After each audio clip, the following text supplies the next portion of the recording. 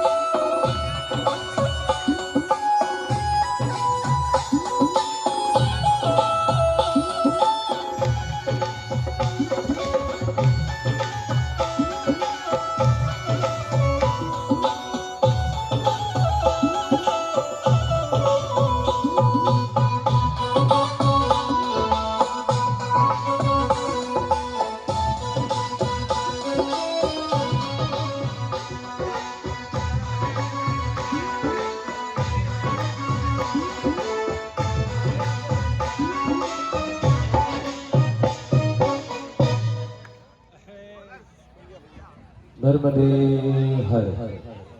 जो भी खड़े हुए हैं उनसे आग्रह है बैठ जाए, खड़े नहीं रहेंगे। बहुत मुश्किल से जीवन में सत्संग के क्षण आते हैं। हरिसंगत और कथा दुनिया में सबसे अधिक दुर्लभ है, और केवल दुनिया में नहीं, ये बैकुंठ और सत्यलोक में भी सत्संग नहीं मिलता। तो हमें ये सत्संग की प्राप्ति हुई और असाधारण तीर्थ नर्मदापुरम में सद्गुरुदेव के सानिध्य में हम सब बैठे हैं। बहुत भाग्य से ये पल आया है, इसलिए जो भी द्वार की तरफ भी खड़े हैं उनसे भी आग्रह है विराजमान हो जाएं, और जो यत्र तत्र है वो भी सभी आ जाएं। अभी थोड़ी देर के लिए एक अभूतपूर्व स्थान में हम अभी बैठे हैं। माँ नर्मदा की गोद में तो हम सतत चल ही रहे हैं, बैठ ही रहे हैं, विश्राम का भी अवसर मिल रहा है। आज हम धूना मैया की भी गोद में विराजमान है, उनकी शरण में बैठे हुए हैं। और श्रद्धेय सद्गुरुदेव की आज्ञा है कि आज इस पावन तीर्थ इस स्थान में जहां हम बैठे हैं, जीजी माई हम सबके मध्य में विराजमान है। मैं उनसे आग्रह करता हूँ इस स्थान की महिमा वो आप सभी लोगों को इस स्थान से अवगत कराएंगी। तो सब परिक्रमा वासियों के लिए बड़ा सौभाग्य है कि जो हमारी चलित साधना चल रही है, चलते चलते एक दिव्य स्थान पर हम आए हैं, और उस दिव्य स्थान की महिमा आज हमें सुनने को मिल रहा है। बोले सद्गुरुदेव भगवान की। मातु नर्मदे हर। सभी लोग जीजी माई के लिए तालियां बजाएंगे और उसके बाद भाव से हम जीजी माई को आमंत्रित करते हैं।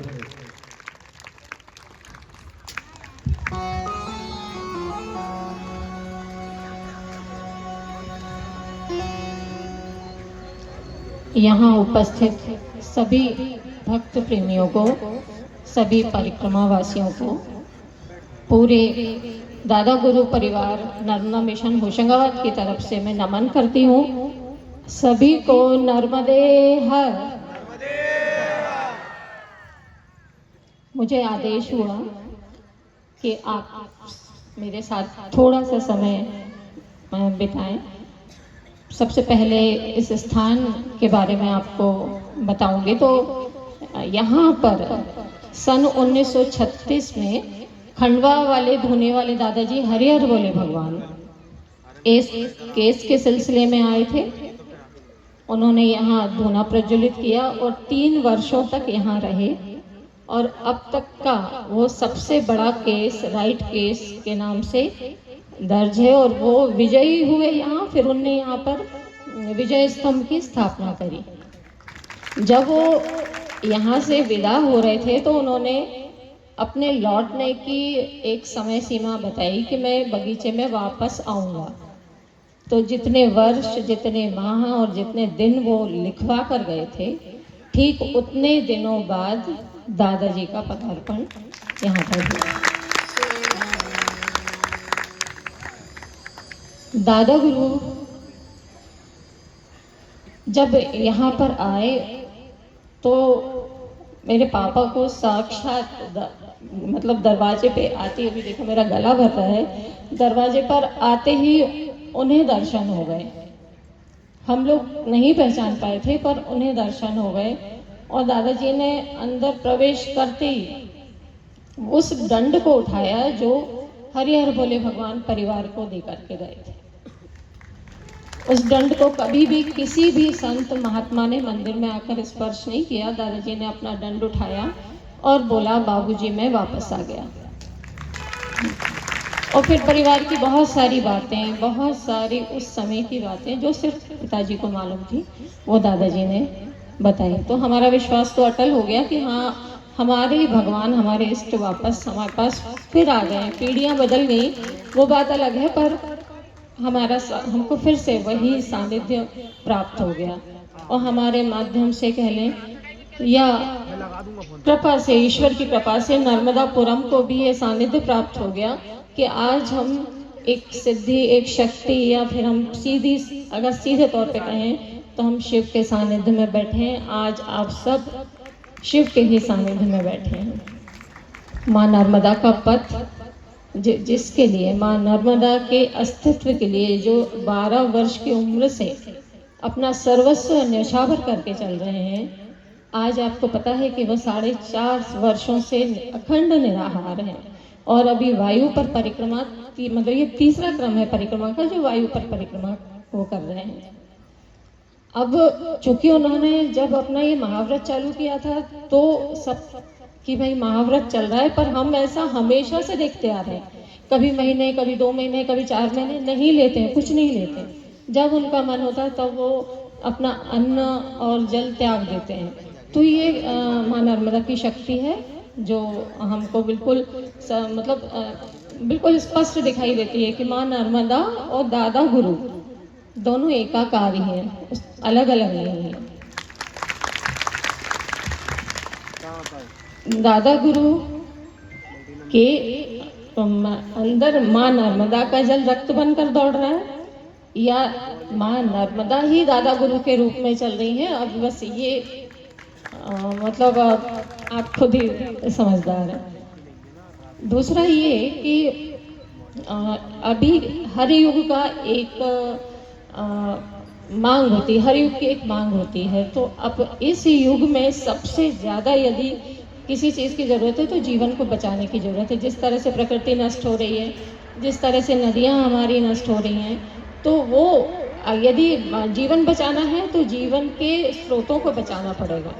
और जीवन के स्रोत जो हैं जिन्हें हम माँ कह रहे हैं वो हमारी नदियाँ हैं। दादाजी बोलते हैं कि वो भगवती है, पानी नहीं भवानी है, जननी है, जिंदगानी है।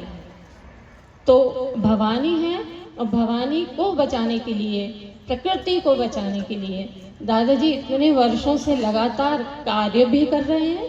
और उन्होंने नर्मदा मिशन की स्थापना ही 2010 में इसलिए करी थी कि नर्मदा मिशन के माध्यम से ये प्रकृति संरक्षण संवर्धन के कार्य और जितना भी प्रकृति को, नदियों को, पर्यावरण को संरक्षित कर सकते हैं, वो सिर्फ ऐसा ही नहीं कि सिर्फ बोलकर, बताकर, लिखकर वो काम करे। वो ज़मीनी स्तर पे वो काम बहुत बड़े स्तरों पर हो रहा है।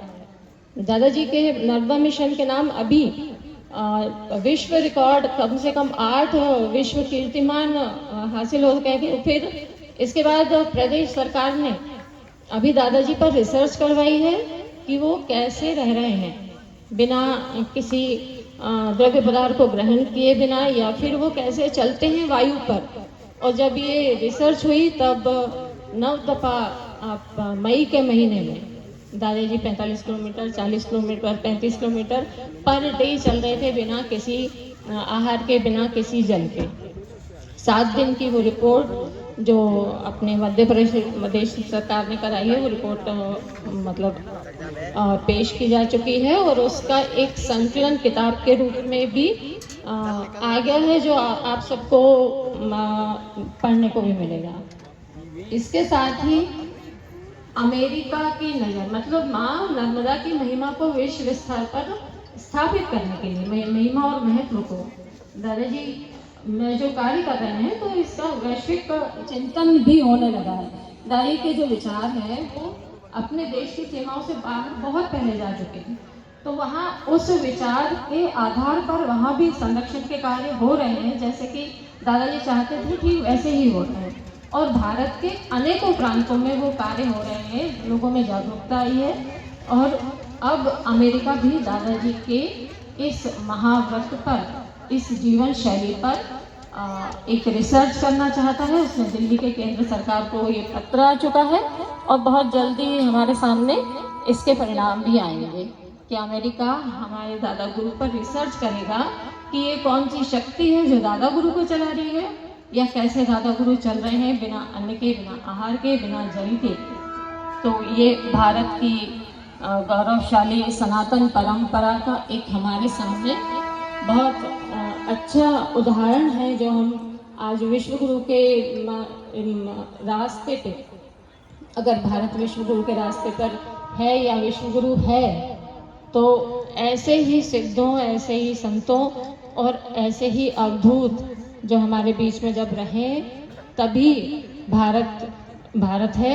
नहीं, अन्यथा भारत के अंदर जो शक्ति है, जो इतनी बड़ी बड़ी महामारियों से, विपरीत परिस्थितियों से भी अगर किसी को बचा सकती है, तो वो ऐसे ही सिद्धों के कारण, ऐसे ही अवधूतों के कारण, ऐसे ही हमारे सद्गुरुओं के कारण हम सब आज इस जीवन शैली को अच्छी तरीके से जी पा रहे हैं और आने वाले समय में भी हम लोग इसी तरह से जी पाए। यही प्रण दादा गुरु का है। दादाजी बोलते हैं कि नदी नहीं तो सदी नहीं। तो नदी, पवित्र माँ नर्मदा के अस्तित्व को बचाने के लिए दादा गुरु का ये जो चलित साधना भी चल रही है और अनेकों अनेकों अनेकों काम जो मैं यहाँ से आपको नहीं बता सकती, वो नर्मदा मिशन के द्वारा किए जा रहे हैं, जो बिना किसी की सहायता के, मतलब कोई ऐसा नहीं है कि उसमें कोई फंड हो या कोई सहायता हो, नहीं, समाज में जागरूकता आ गई है, समाज के लोग उठ के वो काम कर रहे हैं। और आप सब भी आज यहाँ से प्रण लेकर जाइएगा कि माँ नर्मदा के अस्तित्व को बचाने के लिए हमको एक होना पड़ेगा। और अगर नहीं कर सकते, छोटी छोटी चीज़ों से शुरुआत करके बड़ी बड़ी चीज़ों तक पहुँचना पड़ेगा। आज हम नर्मदा मिशन के सारे लोग कुछ नहीं करते तो कार सेवा करेंगे, करते हैं, मतलब कार सेवा करते हैं। नदियों को स्वच्छ रखने के लिए उनके पथ को, तट को भी स्वच्छ रखना पड़ता है। बाकी जो समस्याएं हैं, बहुत बड़ी बड़ी समस्याएं हैं, उनको लेकर भी अभी 300 मीटर का जो फैसला हुआ है कि माँ नर्मदा की जो प्रॉपर्टी है वो माँ नर्मदा के उच्चतम बाढ़ सीमा से 300 मीटर तक की है। वो भी नर्मदा मिशन की याचिका पर ये फैसला हुआ है। नर्मदा जी में पीओपी की मूर्तियों का विसर्जन काफ़ी साल पहले नर्मदा मिशन बंद करवा चुका है। ऐसे बहुत सारे निर्णय जो दादा गुरु के मार्गदर्शन और सानिध्य में हुए, जो हमारी प्रकृति को बचा रहे हैं, पर्यावरण को बचा रहे हैं, हमारे जीवन को बचा रहे हैं। तो जब जीवन बचाने वाला हमारे साथ चल रहा है तो उसके साथ कदम से कदम मिलाकर चलना में ही हमारी भलाई है। और इस पथ पर अगर सिद्धि और सिद्धों के साथ अगर हमको इस जन्म में चलने का मौका मिल रहा है तो इससे बड़ा हमारा सौभाग्य नहीं हो सकता। आप सभी को नर्मदे हर और इस पथ पर आमंत्रित करती हूँ कि दादा गुरु के साथ चलिए, उनके विचारों के साथ चलिए और उनके विचारों को मूर्त रूप जो दिया जा रहा है उसमें अपनी पूरी सहभागिता रखें।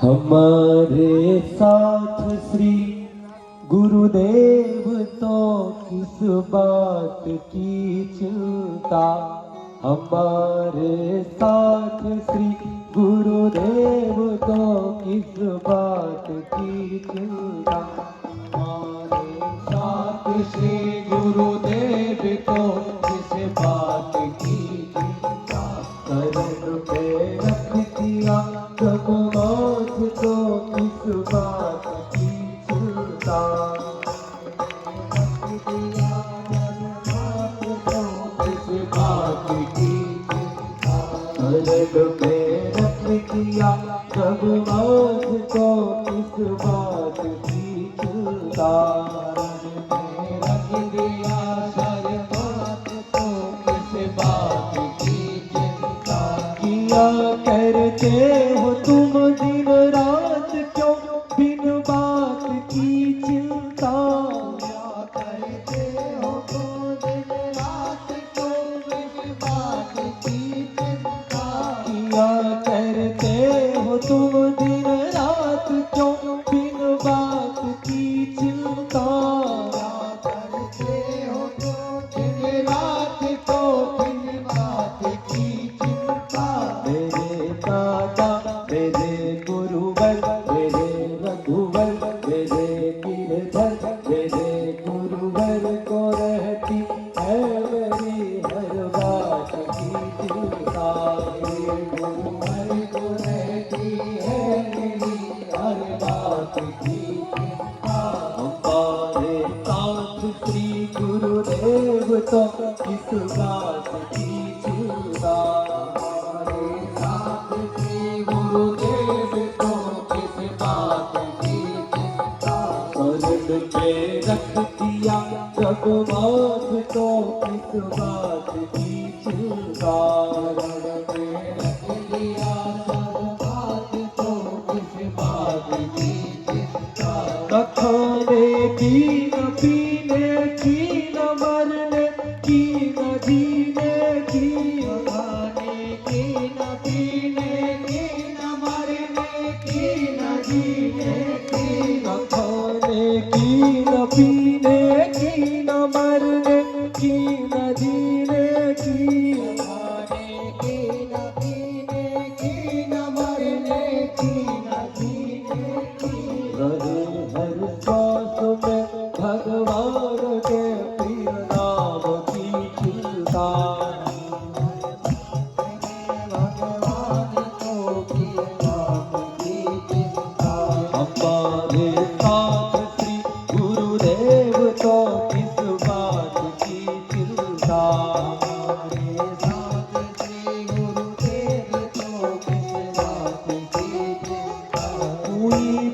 भक्त पर कृपा बनाया, दास प्रभु अपना हुई फिर भक्त पर कृपा बनाया, दास प्रभु अपना हुई फिर भक्त पर कृपा बनाया, दास प्रभु अपना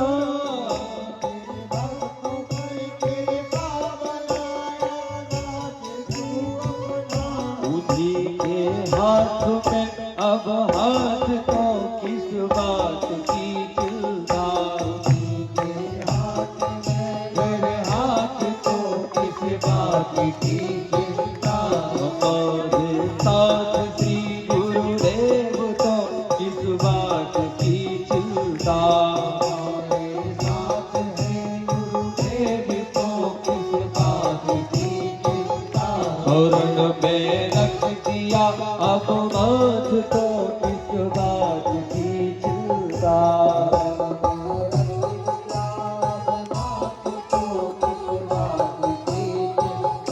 उन्हीं का कर रहे गुणगान तो किस बात की चिंता,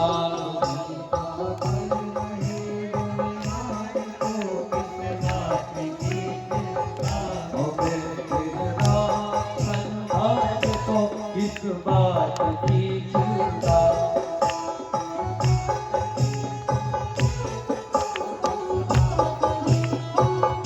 मेरे दादा मेरे बाबा मेरे गुरुवर मेरे रघुवर मेरे गिरधर मेरे दादा तो रहती है मेरी हर बात की चिंता, मेरे दादा तो रहती है मेरी हर बात की चिंता, मेरे दादा तो रहती है मेरी हर बात की चिंता, मेरे दादा को रहती है मेरी हर बात की चिंता, शरण में रख दिया अब माथ को किस बात की चिंता, शरण में रख दिया अब माथ को किस बात की चिंता, हमें इस बात